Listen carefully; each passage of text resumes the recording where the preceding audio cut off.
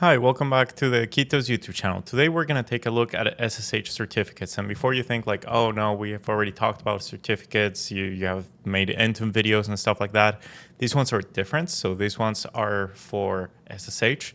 You would think like, why didn't they use the same? The SSH open source consortium decided that no, we're not going to use those. They have way too many fields and we want to create our own. So what they do, you grab an SSH key, sign it with another SSH key, and that's basically what an SSH certificate is.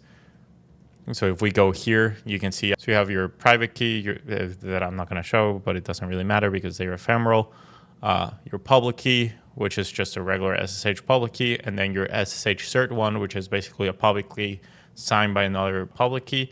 What this allows you to do is you only have your SSH endpoints, and then any certificate signed by it will be allowed in. So that means you don't have to go in and add every user every time you add a new user, or remove a user every time you remove someone for the company and stuff like that. So if we see it over here, you can see it has my email address, has a serial number, when is it valid from to when is it valid to.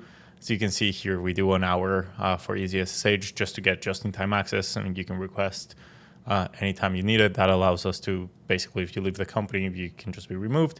And then what principals I have access to. So in this one, I'm just root, just keeping it simple. Then critical options, we didn't add any, and extensions, kind of like the regular extensions. So that's how SSH certificates work and kind of how they're used. Please let us know if you have any questions. Thank you so much for watching, and we'll catch you in the next one.